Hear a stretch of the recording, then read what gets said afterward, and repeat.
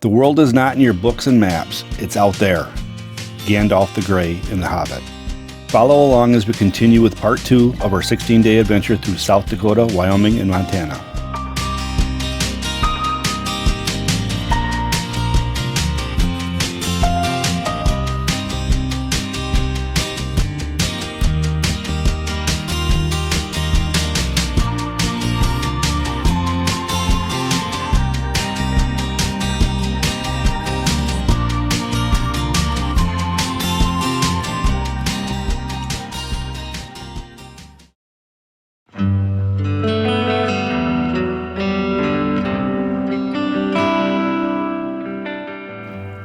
A visit to Sylvan Lake certainly shows why they say this is the crown jewel of Custer State Park.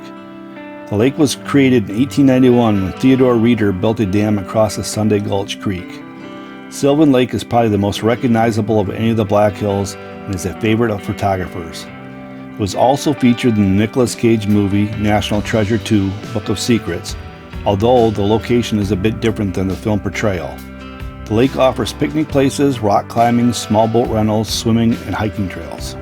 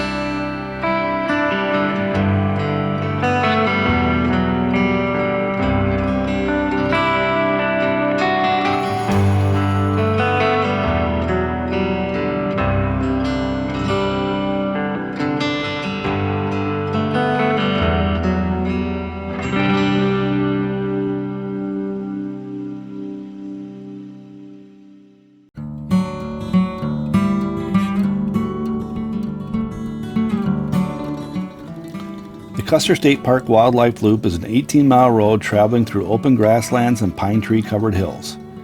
Depending on the day, you might see pronghorn, whitetail, mule deer, elk, coyote, burros, prairie dogs, eagles, hawks, and bison.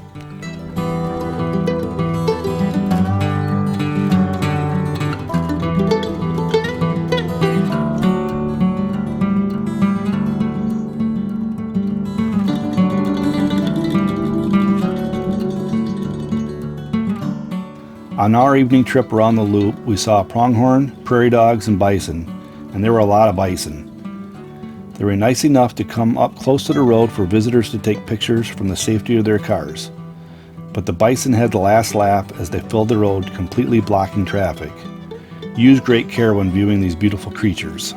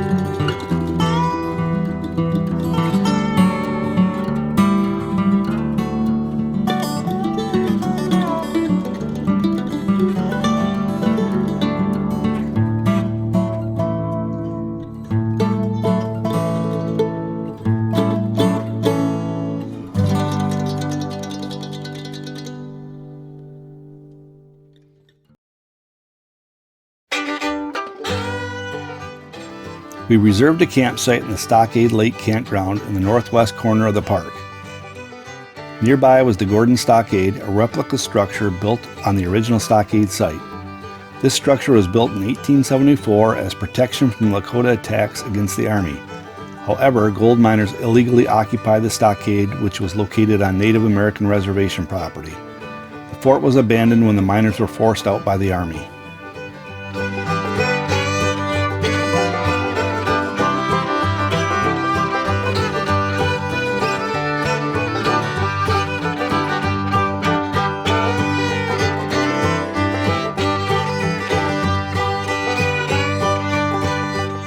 The roofing design used for these structures is very interesting. Wood was the main building material at the time, and this design of hollowed out logs nested together provided a gutter type of system that allowed water to run off and keep the buildings dry inside.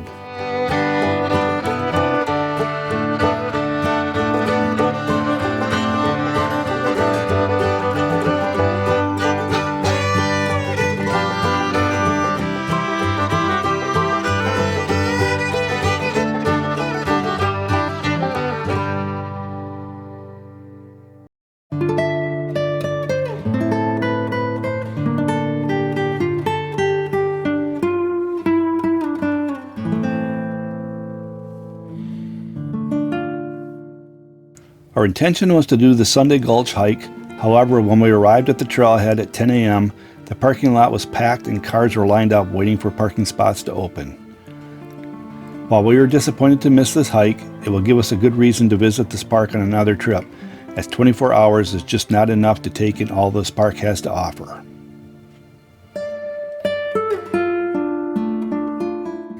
Having already visited the nearby Mount Rushmore and the Crazy Horse Memorial several years back, we decided to continue to the historic town of Deadwood, South Dakota. Deadwood is known for its gold rush history, and it's famous for the lawlessness and murders that were common in the 1800s when the area was known as the Dakota Territory.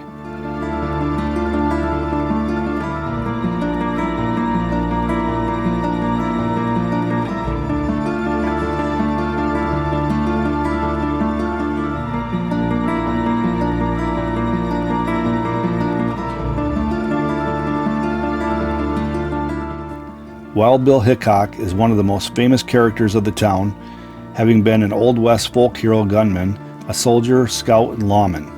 Hickok was shot and killed in 1876 at the age of 39 while playing poker in a Deadwood saloon. For a $2 fee, you can visit the Mount Moriah Cemetery and visit the grave of Wild Bill Hickok.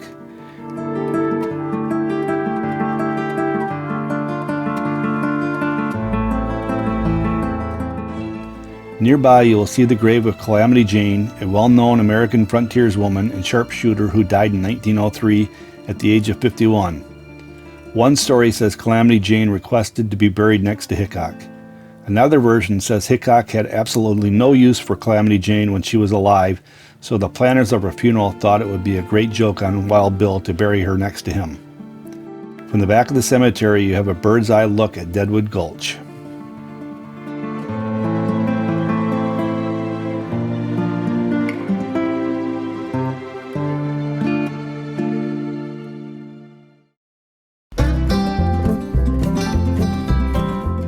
"30 minutes north of Deadwood is the center of the nation.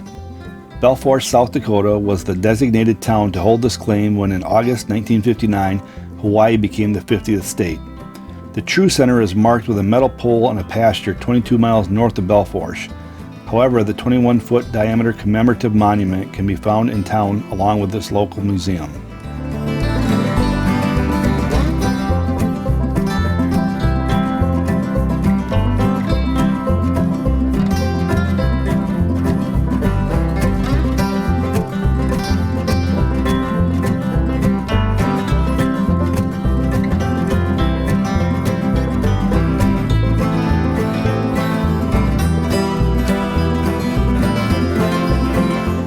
We decided to spend the night boondocking in the Bighorn National Forest near Buffalo, Wyoming.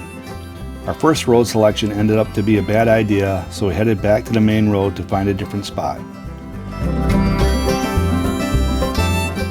Our second selection was much better, finding a spot high atop the hillside overlooking the mountains and cattle fields.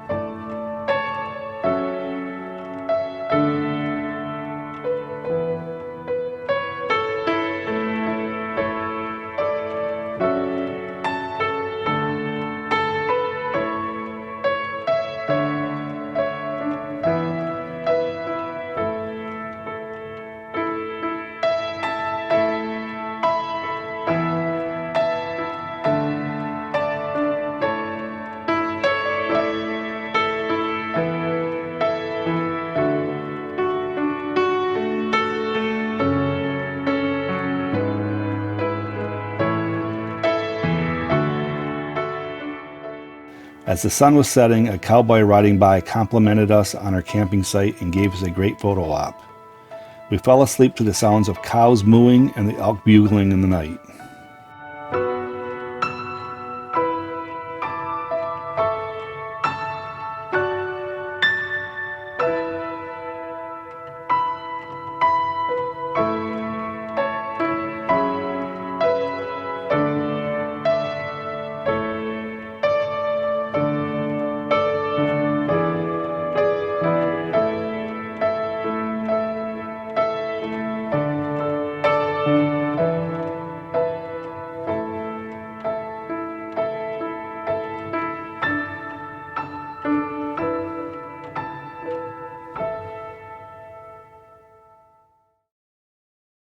We awoke to a bright red sunrise over the mountains in the Bighorn National Forest about 10 miles west of Buffalo, Wyoming. We left camp and headed northwest, driving 2 hours to Shell Falls.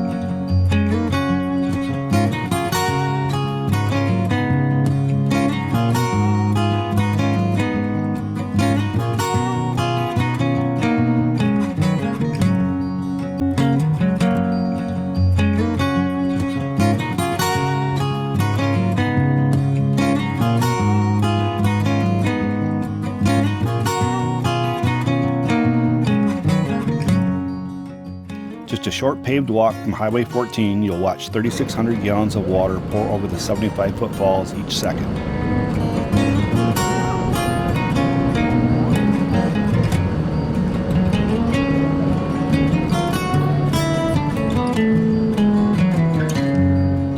If you have a good zoom lens, you can see another waterfall west of the Shell Falls parking lot.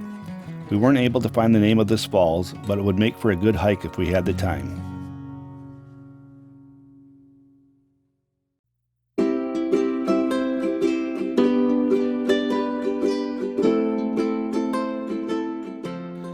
Next, we headed to the Bucking Mule Falls near Lovell, Wyoming. This waterfall is arguably the most impressive waterfall on Wyoming's Bighorn Mountains. The 6-mile out and back hike takes you to an amazing overlook on a huge rock formation, viewing the waterfall on the other side of the canyon.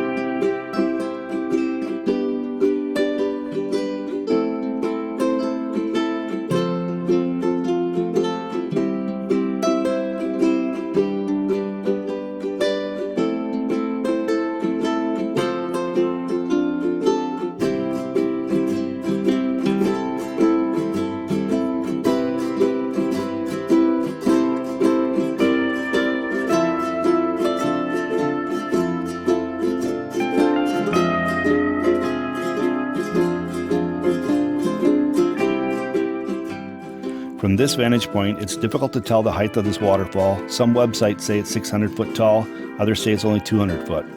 We'll let you be the judge. The only way to see the waterfall is to top the giant rock outcropping, but the walk is very safe despite the dizzying heights.